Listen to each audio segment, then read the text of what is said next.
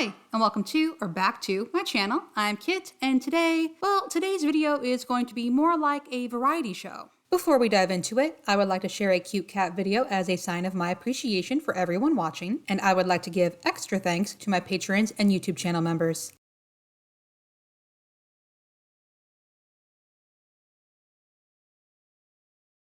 Now, let's get into it. I've done a few commentary videos on Rebecca's channel before, but if you don't know who she is, per her YouTube bio, Rebecca gives her perspective as a former green-haired, anti-marriage, anti-children feminist. On her channel, she talks about restoring marriages, the importance of the nuclear family, the harmful effects of feminism, pop culture, wokeism, and so much more. About a month ago, Rebecca posted a video titled, "I'm done with these podcasts and so-called feminists," which I decided to leave a comment on. I'll talk about the responses I got in a members and patrons exclusive video. Apparently, quite a few folks were sending Rebecca clips from the Whatever podcast, and I do agree with her about being done with those podcasts. They're not actually here to help further any conversation, lead to any sort of understanding, or, well, anything useful. They're just here to earn those rage or affirmation dollars, which doesn't actually do anything, except line the pockets of those involved in the podcast itself. And if you're unfamiliar with the Whatever podcast, well, you're not missing anything. I would describe it as a low-key fresh and fit podcast where they find women in their teens and early to mid-20s and then pepper them with questions about, well, usually dating and sex. However, there's less arguing than on Fresh and Fit, which is probably why Fresh and Fit have similar view counts, despite having fewer subscribers. People aren't here for a calm, reasonable discussion. They want drama. They want people saying stupid things and getting kicked off the show. Basically, they want Jerry Springer back. Okay, let's get into Rebecca's video, and as a note, apparently her mic wasn't connected for filming, so her sound might be a bit off. Like, why do I have to prove to you guys that oppression Are you oppressed? I mean, I'm here to stand up for women that are oppressed. Yeah, I don't I don't know. I feel like I'm kind of getting picked on here. When asked, "Are you oppressed?" she said, "Well, no, but I stand up for other women who are oppressed." Really? You do? What women are oppressed? Because if you asked the entire panel, "Are you oppressed?" I would gather that 100% of this panel would say, "No, I'm not oppressed, but I stand for women who are oppressed." So who are those oppressed women? Who? This is giving me shades of YDHB. I don't feel oppressed, therefore women aren't oppressed. Please explain to me who these oppressed women are. Are they women in the Middle East? Are they women in Africa? Who are these women? Given that Rebecca just stated places where women are severely and obviously oppressed, she clearly knows. So why is she asking? Rachel Oates recently began a series about why feminism is still needed, and I'll link to it in the cards and in the description for anyone who wants a more in-depth discussion. And are you standing up and marching for them? Are you going out in the streets and protesting their liberation? Are you going to these said countries and standing up and speaking out for these women? I need someone to clear this up for me because this is not the first time I've heard it. What good would an American, or Canadian, or British, etc., accomplish by going to another country where they've never been before, where they don't know anyone, where they don't speak the language, where they're not a citizen, to promote feminism? What do these people think the outcome would be? I agree it's important to stand up for the rights of women in other countries, but this idea that we can just go off to Iraq or Afghanistan or Saudi Arabia and what? What do they think would happen? The women of the country in question protesting and being thrown in jail and executed, while an American just has to come along and talk, and the governments that were doing these awful things to the female citizens standing up for their rights would suddenly see the light? And do they think feminists are just so wealthy we can abandon our jobs and leave the country at a whim? And this notion that women are free as birds in the US and have nothing to worry about is a joke. Women just lost the right to bodily autonomy last year. Child marriage is still legal in 43 states. Pregnant women or women who have just given birth are more likely to die at the hands of their partner than from birth or pregnancy complications. I'm not done, but I'm going to put a pin in this here. Don't worry though, we'll come back to it. No, you're going on a podcast and talking about how oppressed society is for women, yet you can't give us one example and you're not oppressed. Riddle me that. As usual, I went to the original video to see if I could find the context for this conversation because I have doubts that someone would go on a dating podcast to discuss the oppression of women and then be unable to substantiate it. But here's how this conversation began. I just think that boundaries are good for relationships. I know most people here haven't had a relationship over 2 years. So I would just like to note that the women here are 18 to 21, maybe one is 22, and this man is 37. It's not unsurprising that the women haven't had a relationship last longer than 2 years. But you have to understand that the boundaries, a lot of people think boundaries for relationships are to keep the woman trapped and oppressed and like some sort of just like subjugation. But reality, it's to protect your relationship for the two of you. Boundaries aren't there just for one person.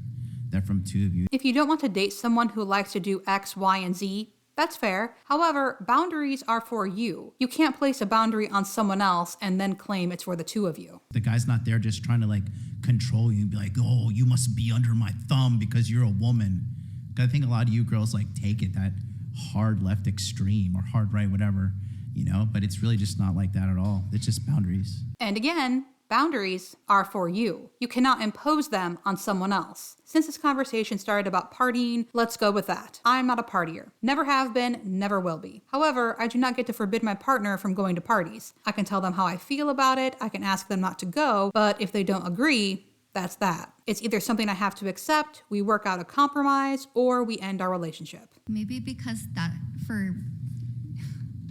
Go ahead. You just seemed annoyed right when I opened my mouth, but maybe We knew you were going to it's talk. Because We knew you were going to have something to say no matter what. maybe it's Was she not brought onto this podcast to speak? because for literally since civilization, women have been oppressed by men, God. and it's okay to have that guard up. I love the eye roll and the oh God. These two are totally listening in good faith. How do you define Maybe that? in our households or other things we've seen relationships where the man has been toxic and has been controlling to women. Maybe that's what we've been around, and it's okay to have that guard up, and it's okay to not let men control you. It's okay for you to also have those personal boundaries. Yeah, there's boundaries in a relationship, but you must also put personal boundaries within yourself.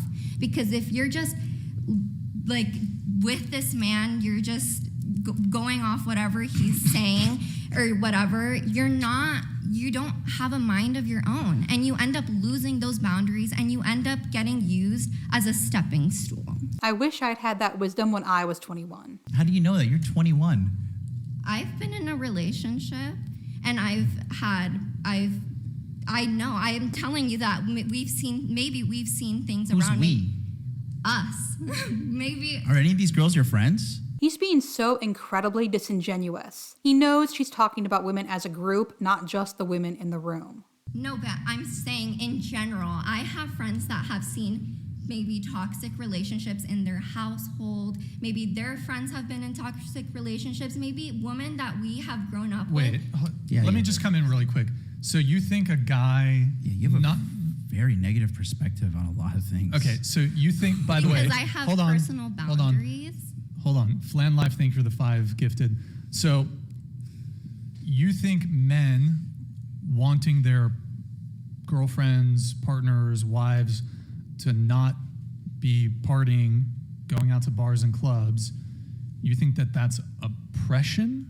Because you use the word oppressed. I said women have been oppressed since the beginning of time. Maybe if they would let her finish speaking before asking questions, they would understand what she's saying. But I suspect they're not actually listening. It's very obvious to me what she's saying. Many women, even if they haven't experienced a toxic relationship themselves, have seen examples of it around them, maybe even from their own parents. And so, when someone comes at them with a hard boundary, they have a knee-jerk reaction to it, even if the person in question isn't trying to be controlling. And there is a long, not proud history of men trying to control women's movements, women's opportunities, women's sexuality. This idea in itself is trying to control women's movements and sexuality. They assume if a woman is going out, she's going out to have sex, and thus they must place a boundary on her so she doesn't cheat. And then they have the gall to play dumb. How? And it's natural. Oh, gosh. How? Are you really? How? Yeah, go ahead. How? You're the asking one saying me this is true. how? Yes. Here's maybe a better question. Defend How? yourself. No, because I'm not going. If Okay, you because you don't know. how, Because you don't know. No, if 'Cause I'm if not you- going to if you- explain to myself. in normal conversation where people aren't sitting around and patronizing you because you're loud and obnoxious, and a lot of people don't want to confront you and tell you that. But I'll tell you that right now, young lady. Uncalled for, and he apparently doesn't know what the word patronizing means. You're very loud and obnoxious, and you're rude, and you're full of a lot. No, I'm talking right now. You had your chance. I'm going to talk. When I'm done, you talk. That's equality, right? No, that's just manners, and I hate to be the one to tell this random man this, but he's being rude. Keep going. Right. Thank you very much. All right. Now, what I'm saying is in conversation, when you bring something up, you can't just state something as fact and then not defend it. And then say, oh, well, if you don't know, it's just because you're XYZ, because that's what you're doing right now. I understand the dangers of refusing to educate people, but this is a dating podcast, and this man is 37 years old. He's had some sort of schooling and ample time to educate himself if he wanted to. It is not a woman's job to educate men on history. He has his own channel, so I know he has the internet, but it's in his best interest to pretend that he's never before heard that women were oppressed throughout history. Judas Priest, man! This is not new, nor is it being a victim. It is a simple statement of fact, and if you need a college student young enough to be your daughter to explain it to you, you should be ashamed of yourself. So, you said women have been oppressed by men since the dawn of civilization. Yes. How? If you don't know that, I'm not going to explain to you. Bro, Because just put a big L in the chat. I feel like this man has something to say about talking over people. What was it? And you're full of a lot. No, I'm talking right now. You had your chance. I'm going to talk. When I'm done, you talk. That's equality, right? So she has to be quiet while he speaks, but he's free to talk whenever the urge hits him. Got it. For her, guys, That just is put a basic big L for this knowledge. girl, bro. People don't like you in real life. I'll tell you this right now. This is kind of funny in that this man is proving her point and he's completely oblivious to it, which probably explains why he doesn't think women are or have ever been oppressed, but that's no excuse. Okay, hold on. You're And very do you rude. think You're very I'm rude. very rude. I came here to give You're my very opinion. rude. I was invited here to give my opinion, and that's exactly what I'm gonna do. And you're not gonna shun me, and you're not gonna shut me out and call me obnoxious because, Mister, I can say the exact same thing about you. And now I wish I had half her courage, at 21 and even now. Look at you. You come in here and you're just gonna talk to these 18, 19, really early 20-year-old girls. How old are you? I already told you. I don't remember. Oh, shocker. He's 37. Okay, Because guys. You're not gonna come Shocker. here and call me obnoxious. You are call me obnoxious. rude. Okay, People hold on. don't like Because you. take a Whoa. good look at yourself if you're gonna come here onto a dating show and talk to me, a 21-year-old girl, that way. John. You don't have any I'm not privilege talking just to because you. you're a 21-year-old girl. Okay, am I insulting you? No, never once did I insult you or John, she does have a point. You have used a couple ad hominem you attacks. called on me her. a bitch, and never You once called- did you I called cuss her a on bitch. you. So maybe you should rethink the way you're speaking to me, and then I will give you that same respect back. Okay? He called her a bitch. I wish I was surprised, but I'm not. You did call her a bitch. You did say that no one likes her. Yeah. I would I could read encourage the room. you. No, I would encourage you to address her arguments rather than Insult me. use ad hominem. Okay. Because that just shows that you're insecure. You're coming towards me, my personality. Right, but you still can't name anything that women were oppressed by men since the dawn of civilization, right?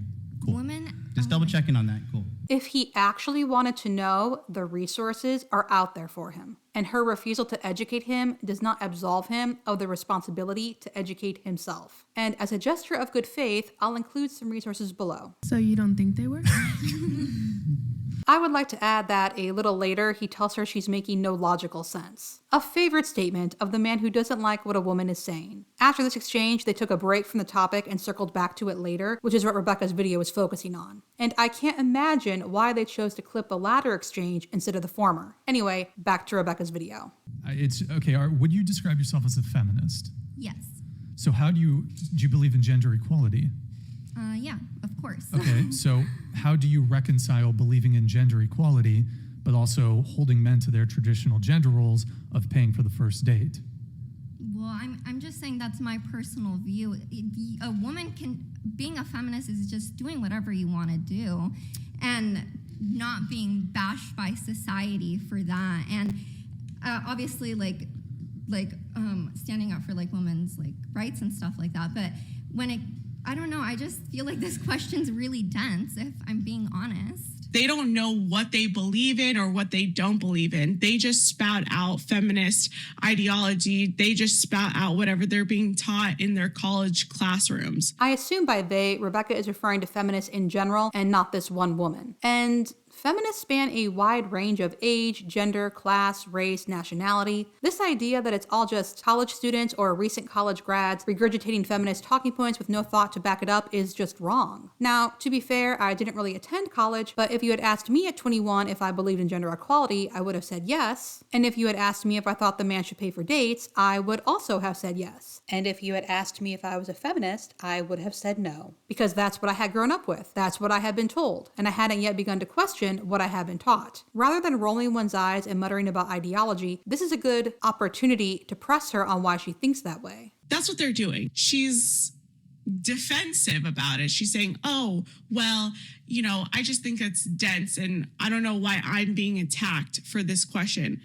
No, he's just asking a clarifying question. To be fair, I don't think Rebecca watched any parts of the episode besides that clip. It was also edited to remove the question that sparked the clip, but if I had been invited on a podcast and then insulted by the co-host or whoever that man is supposed to be, I wouldn't feel comfortable deconstructing gender norms in front of them either. Back and forth is expected and desired on these podcasts, but Brian should have stopped the personal insults immediately. Focus on the words, not the person. When feminists spout out these talking points, when they're around other feminists, when they're around other women don't ask clarifying questions about it. Like these women just say, yes, girl. I would just like to note that this is not me changing Rebecca's appearance or voice. This is in the original video. Go, queen.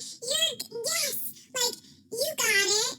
You're right. Am I really supposed to believe that colleges no longer require critical thinking? Just say the right words and they yas queen you? Can anyone verify this? Because I have doubts. But he's just saying, well, you believe in gender equality, so then why do you also believe that pay for the first date and be traditional? If you are so progressive in your thought process and in your mindset and what you stand on and believe, you should also apply that to your dating life. Being progressive is a process. You don't just wake up one day and you're 100% feminist, progressive, leftist, whatever. I do think this woman should ask herself why, if she believes in gender equality, she thinks men should pay for the first date. I also think no one should go on these podcasts, but no one listens to me. That's what he's hinting at. But instead, she's going to deflect. She's going to shame. She's going to say that he's asking, that he's being aggressive. Just wait. These cities where women are super progressive and liberal, like Miami is very liberal. I know we're in a red state, but Miami is very liberal.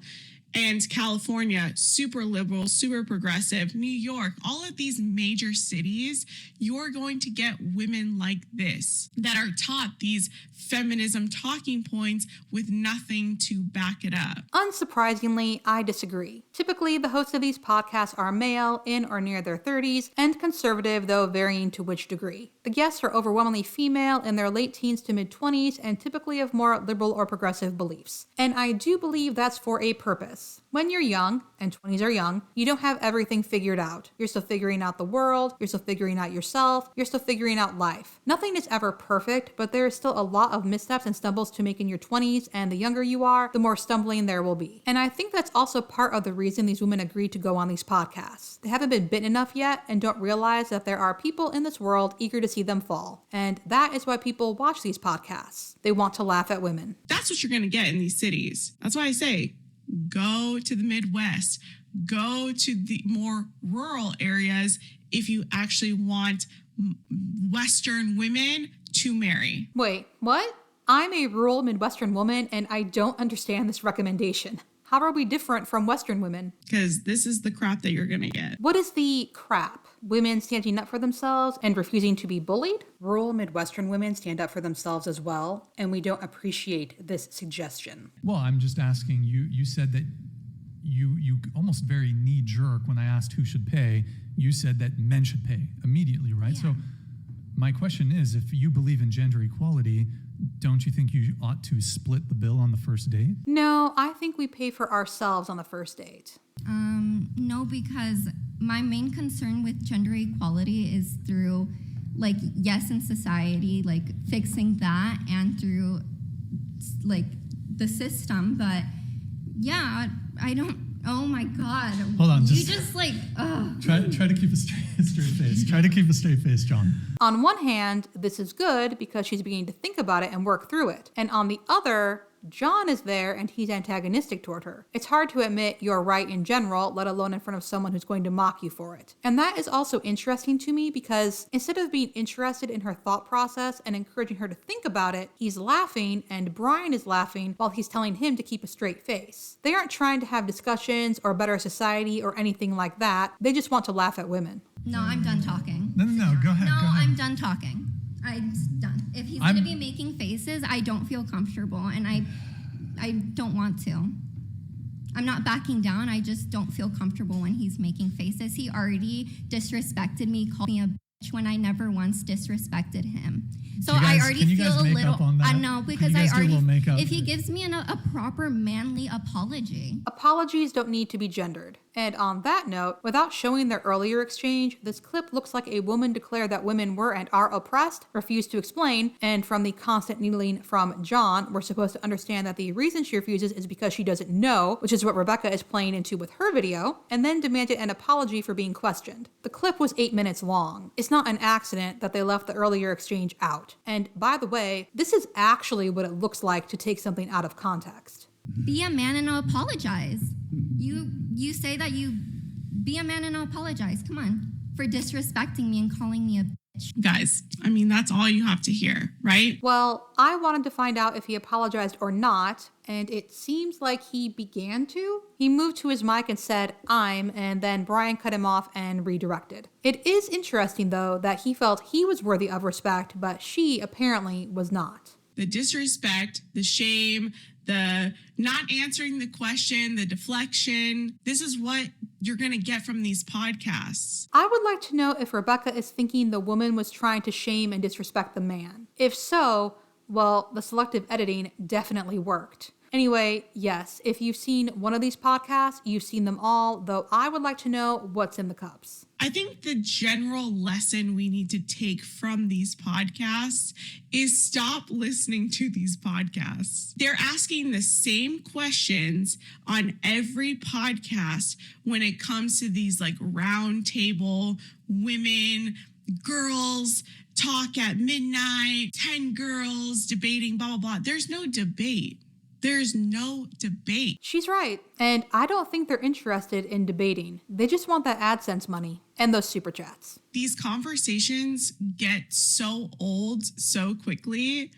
And to be honest, I'm over it. Same. I'm over the same questions being asked, the same responses, different girl, different name, but same bullshit that they spout out on each and every podcast that is exact replication of each other. I didn't even think about it before, but yeah, I don't know who did it first, but it's like these guys saw the success of the others and thought, I can do that too. If you want to shit on women, it's quick and easy to grow on YouTube. And apparently their intended audience doesn't require a different hook or anything unique to keep them coming back and spending money. What are we watching?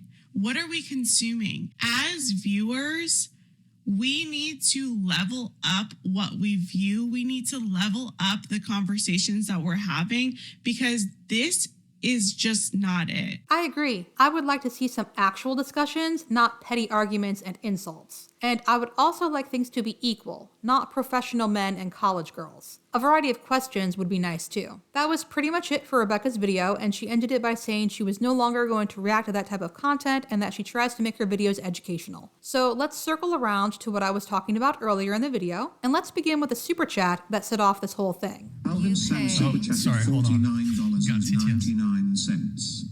Question to Banks: how can you complain about women being oppressed when you want men to pay for the date? The cognitive dissonance is insane. Send the asteroid. Hold on. Wait. There it is. Okay. First, I just want to say this person paid $50 to send this super chat in. Second, you think a man paying for a first date negates the oppression of women? How can someone in the 21st century be so uninformed? How do they not see how exhausting this is to have to keep explaining the same thing to someone who is determined to remain willfully ignorant? If you don't care, fine. Just say you don't care. But since you're here, as mentioned earlier, child marriage is still legal in 43 states. Some 86% of the children who married were girls, and most were wed to adult men age 18 or older. Further, when girls married, their average spousal age difference was 4 years, whereas when boys married, their average spousal age difference was 1.5 years. Maternal mortality rates are increasing in the US, and we were already considered an unsafe country to give birth in. And as the cherry on top, our maternal mortality rates are horrific, and American women's right to reproductive health care was overturned last year. That shows you how much we value women here. You do not have to have an abortion, you do not have to like abortion, but bodily autonomy is the most important thing we have, and American women no longer have it. And as noted previously, pregnant women or women who have just given birth are more likely to die at the hands of their partner than from birth or pregnancy complications. What do you think restricting and outlawing abortion will do to maternal mortality and homicide rates? And if there's some part of your secret soul that's thinking, outlawing abortion is okay because it's just irresponsible sluts who get abortions, it doesn't affect me or anyone I care about, you're wrong. Girls and women have been denied medications because they might be pregnant. If you're thinking outlawing abortion is okay because there can still be exceptions, no. Even when there are technically exceptions, doctors are still afraid to act because how can you tell if someone is sick enough to justify an abortion in a court of law, especially if they survive? This law does nothing for medical professionals or patients. It's for lawmakers to pat themselves on the back, and they don't care who's hurt in the process. Birth control is not next, it's right now. If you can't be convinced by wellness influencers, they'll simply make it illegal. And finally, just in the day-to-day, when discussing women's oppression, it is easy for people to ignore the social and cultural manifestations of women's oppression. The cultural manifestations include the sexual degradation and overall sexualization of women in popular culture, the association of women with products that can be bought and sold, the normalization of abusive behavior towards women, and the classification of women as intellectually and physically inferior and submissive to men. These aspects of women's cultural oppression are reinforced through popular television programs and commercials, popular music and music videos, pornography, magazines, and other forms of advertisement. Women are stereotyped in the media as sexual objects that men can obtain through monetary or material exchange. These images of women, which are by far the most prevalent images of women in all popular forms of entertainment and advertising, encourage men to mimic these sexist views in their social interactions with women. Women are also encouraged to fit into these stereotypes and discouraged from taking active and independent roles in defining their sexualities, body image, and social interactions. That's very well written and easy to understand. But then you have people like these saying things like, well, women post sexy pics on Instagram. Well, women do OnlyFans. And how can I explain to someone whose ears aren't open that growing up with the understanding that you are a sexual object means you believe you're only of value when a man finds you sexually attractive, that you only have worth when you've been chosen to be a girlfriend, that there are stereotypes you are to fit into as a woman, and if you don't, you'll be shamed, dismissed, and possibly even harassed. Even now, people look for any reason to dismiss what a woman is saying. No kids, no opinion, even when the conversation has nothing to do with children. Unmarried, no opinion, even when the conversation has nothing to do with marriage. We are still so regressive as a society that the idea that women are happy and complete without marriage to a man and kids is just dismissed as utterly impossible or cope. People will look for any reason to dismiss what a woman is saying, no matter how flimsy the reason might be. You can be too old or too young, too ugly or too pretty. There is always a reason to invalidate a woman's words. I'm tired of talking about it, especially to people who won't listen and just roll their eyes and say women are being victims. Stating simple facts isn't being a victim. It's pointing out flaws in our society. How do you expect things to change if people never acknowledge what's wrong? How do you expect things to improve if people pointing out a flaw in society is shut down with, no, you're just playing victim? These are real issues. And acknowledging the issues that women face does not mean that men don't have their own problems as well. Two things can be true at the same time. It's so interesting to me how, rather than discuss and figure out ways to make men's lives better, these men just want to dunk on women, feminists in particular. The hosts of these podcasts are using you. They're feeding off your emotions to keep you stagnant and to enrich themselves. And this is not just men. Women are more than happy to try and push other women down for some perceived benefit to themselves. But I just want everyone to know, the leopards will eat your face. It does not matter if you are male or female, cis or trans, straight or gay, white or black, they will eat you. You are a tool, a useful instrument, nothing more. You are not special. And if you're watching this, you're not one of the leopards. I'm tired of having the same conversation over and over, but I'll keep doing it as much as I can just in case someone is actually listening. I'll leave you with this. And while a pregnancy might have been difficult on a 10-year-old body, a woman's body is designed to carry life. That is a biological fact. It is a biological fact that a 10-year-old is far from matured in body or mind, and that birth and pregnancy outcomes are worse for those under 20. These people are disgusting.